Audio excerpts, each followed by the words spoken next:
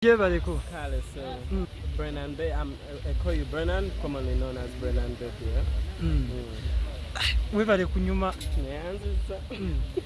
Olwani akwambaza. Papa Rain Hub. Yeah. Nebintu tubadde gwe gusoso kulabako muzina awards. Really? Yeah. Been my first time and I'm so happy to be part of it. Yeah. And what ever subiro gena kugira mbi abasomesa. Nedda sisobola. Bikoma ku TikTok, not my public outlook. Yeah. Owulira otya okubanga gwe gusoso kujjano? I feel good. It's a good opportunity. Many want it, but they cannot. So, me being invited here is such a huge milestone. I really feel pleased. I'm happy. Abantu babulire mu Luganda. Mu Luganda sirumanyi. Nga lwaki tolumanyi Oluganda? Were you nominated? No, I wasn't nominated. Yeah, I wasn't. Oluganda lwaki tolumanyi? Sirumanyi bambi. Tujja kulimba. Emisomo gigamba gitya? Kiri awo. Kuba abantu bagenda mu luwummula. Namaliriza UCE. Kati tulinze results. After just kubeera or like continue with studies. Definitely I have to go back to school and I'll continue with what I've been doing. When I came back. Bino ebintu ebyokubanga okola gundi za characters z'abasomesa omuntu ayinza okugamba naawe kyoyagala okubeera oyagala. No, it's not even an inch to what I want to be. It's just experience and maybe, basically experience. What I've passed through, what I've experienced. That's basically it.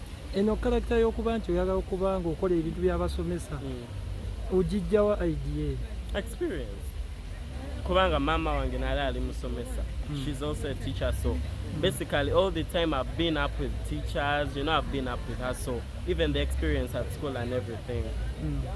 So that's what makes me bring up. I remember this incident, then I bring it up. Woddayo ku ssomero bayizi banno naddala abalenzi nga bakulaba okola ebyabakazi basomesa bwebityo babeerawo ne banvuma. So me, I tell them at least I'm doing something for myself. I'm doing what I love, so you continue speaking speak what you want, think in your own perspective, but me, I know what I want and I know what I'm doing. So it's them, you leave them up to speak what they want. It's you to know what you are and what you are not. That's what I do. Waddayo ku ssomero ng'okubeera mu community y'abanno wawuliranga otya?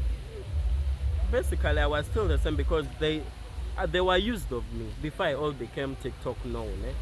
Believe I'm many since Form 1, I've been with them. So me going back there, maybe these other classes there, they would be like, oh, Brennan is there, Brennan this, but my fellow classmates, it was normal. I just felt normal. It was them over exaggerating everything.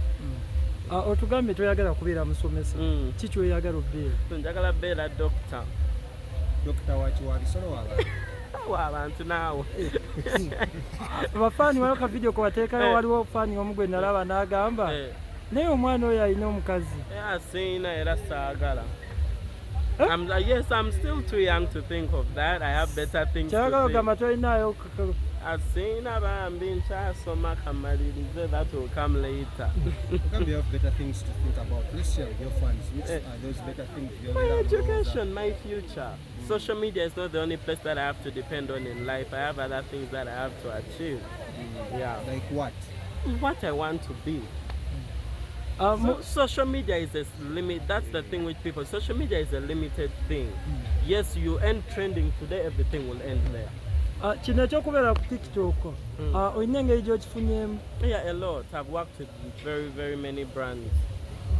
Omo, Jumia, Pulse. I've been given opportunities on acting in Pearl Magic, which is so rare. I'm not a professional actor, but they called me in to be part of them, which has really opened doors for me. Mikwano gyo abali ku TikTok abali eyo abasinga TikTok bagikozesa bubi naddala abamu bakozesa nnyo okuvuma abantu nga banoonya views. Bubaka kiboyizo bwawe? What I can tell them is that yes, you'll abuse people ojafuna views. What have you gained? What have you gained from that? Yes, you are going to abuse, you are going to be known, you'll move everywhere, people will like, hey, that one. But what have you gained? What is it bringing to table? You have to think about that and think about your reputation. Sincerely, when I see you, you're only known for abusing, and you come to my place, you want, let me say you're applying for a job, and I see this, I will have that perspective that if I'm to employ you, won't you now just abuse the whole staff? N'oluzungu nga lungi. Tuli akoko ku Luganda, tulina abafaani bamanyi Luganda. Oluganda sirumanyi bulungi. I don't know if very well. Luganda is Luganda lingi. Young people bakutunuulira ng'omu ku celebrity babe, gwe ani gw'otunuulira nga celebrity wo? Wane Uganda. Maybe I can maybe put in Spice Shiba there. Ate Mbasajja. Eddie Kenzo so much. Yeah. Have you met any of those so far? Most times when I meet them, I don't go personally to them. I see them in events, I see them and I just normalize, you know. Just see them and continue. Lwaki bagamba nti ebiseera ebisinga nti oli wakuba akajji ka TikTok mwematira nnyo? Twematira nnyo. That's people's perspective. That's people's perspective, but that's not it. It depends on how you find someone. Sometimes we are not in the mood, because every time you go over this one says, we want a pic, I want this and this, but you don't have that time, you know. So you have to have limitations too. Not that every person whom I meet I have to embrace, I have to do this. Yeah. At home, me, I'm normal. At home, there is nothing like celebrity life. Yeah. They just tell me as long as you show people a different perspective out of TikTok, that's okay.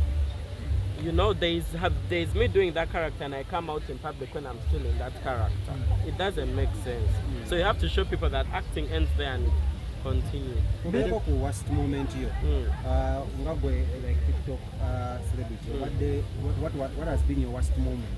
Worst moments? Many. There have been very many. Straighting up from the comments and everything. Comments, everything. People, when you go to public, what they speak about you when you are hearing.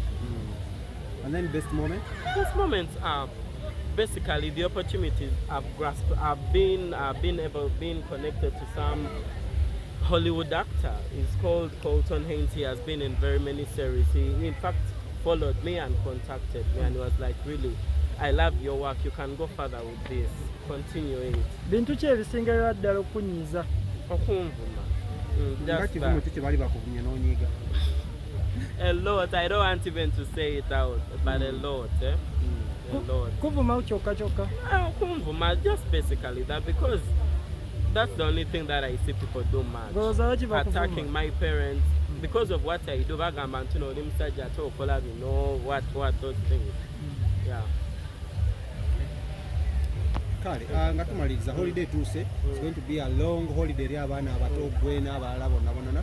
Message you, how are you prepared for this holiday? Nga gwe TikTok. Holidays, just there making videos, going through life, you know. Finding other new ideas, because I shouldn't depend only on one, and continue like that. Mulimu ki waka gosinga obutayagala? Mulimu ki waka gosinga obutayagala ng'omwana abeera waka ne bazadde? Koze ebintu. Kikuluma. I don't love that work. It's too. Gosembayo buto gosooka obukulu. Youngest, I'm the youngest. Gosembayo buto. So okoze ebintu. Tugambe mamizi boy. Kati ndibe bali bakozeseza ebintu n'owulira nga tesugubadde olina obyoza. Very many times. Very many times. Ani yabikozesa? Mom. Wamugamba otya? I just told her, you of course you be there, mommy, but you just have to obey her and continue. You are the youngest. Message eri ba holiday makers bano. Yeah, I want to just tell them, continue, respect your reputation. You know, people are having this trend that, in order to trend, I have to release notes, have to release these videos, but that's not the thing.